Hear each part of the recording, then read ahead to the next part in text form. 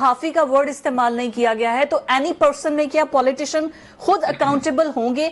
क्या पॉलिटिशियन जब दूसरी वाली जमात के ऊपर जब इल्जाम लगाते हैं और गुफ्तगू इस किस्म की करते हैं, पीटीआई वाले पीएमएलएन पर, पीएमएलएन वाले पीटीआई पर, करेक्टर असैसिनेशन होता है, फैमिली पर इस तरह की बातें होती हैं, तो क्या उन पर यह चीज लागू होगी कि वो रियलिटी बेस्ड है या नहीं है? जबान से तो आप कुछ भी कह सकते हैं ना। तो ये जो पेशावर सहाफियों का इन्होंने कहा है, तारर साहब ने, बहुत शुक्रिया, इन्होंने थोड़ी सी तो इज्जत बख्श दी हमें, लेकिन ये पेशावर जो सियासतदान है जब पार्लियामेंट में बैठे होते हैं और क्या कुछ कह रहे होते हैं, आई थिंक वहां पर भी कोई ऐसा कानून होना चाहिए जो कि लागू हो इन लोगों पर भी और इन लोगों की जबान को भी कंट्रोल किया जाए।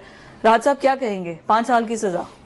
देखिए फिजा, डेफेमेशन का लॉ तो पाकिस्तान के अंदर भी है, लेकिन बदकिस्मती है कि उसकी भी इम्प्लीमेंटेशन कोई नहीं, सजा कोई नहीं। और उस पर जिस तरह सजाएं बैरून मुल्क मौजूद हैं और वहां पे बड़े बड़े चैनल्स को आपको पता है सजाएं होती हैं, और बहुत सारे ऐसे लोग उन्होंने $1 मिलियन सू किया और उसका उन्होंने उनसे जुर्माना वसूल किया। और चैनल्स को ऑर्डर होता है कि आप माफी मांगे, और यहाँ पे क्या होता है कि किसी की इज्जत तार तार कर दें, उसकी पगड़ी उछाल दें, उसको बेइज्जत कर दें, फैमिली को डिस्कस कर दें, और जो तमाशा सारा दिन ये सोशल मीडिया के ऊपर आप देख रहे हैं, बिल्कुल घटिया तरीन हरकतें हो रही होती हैं, लेकिन उसके बाद कोई एक्सक्यूज करने को तैयार नहीं, माफी मांगने को तैयार नहीं। किसके मीडिया सेल है?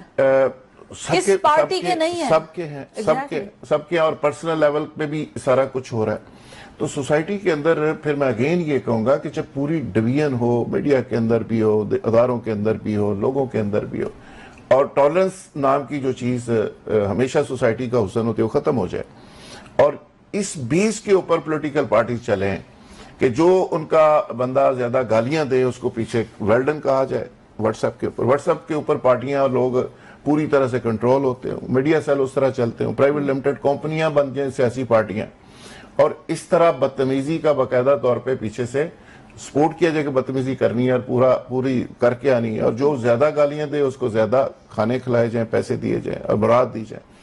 ये जब म्यार बन जाएगा तो उसके बाद नतीजा तो यही निकलेगा। लेकिन ये दुनिया के अंदर मुख्तलिफ ममालिक के अंदर इस तरह की एक्सरसाइज होती है, लेकिन जो पाकिस्तान के अंदर होती है ये कभी मैंने पूरी दुनिया में नहीं देखी। लेकिन होता यह है कि फिर कानून एक ऐसी चीज होती है जो आपको कंट्रोल रखता है, हाँ। चीजों को कंट्रोल करता है। सजा से ज्यादा सजा का जो खौफ होता है वो काम करता है। तो इस पे मेरा ख्याल है कि रोने धोने की बजाय ये इस पे हमें बात करनी चाहिए कि ये इम्प्लीमेंट इस तरह हो कि ये इंतकाम के लिए इस्तेमाल ना हो, ये किसी जात को टारगेट करने के लिए इस्तेमाल ना हो।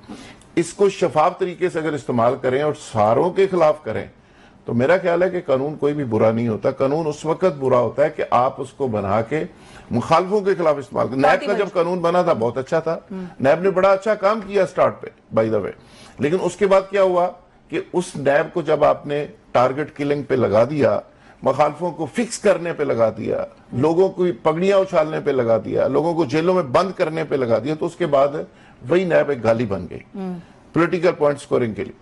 तो ये कानून बुरा नहीं होता, मेरा ख्याल है कि देखना ये चाहिए कि उसकी इम्प्लीमेंटेशन किस तरह हो रही है।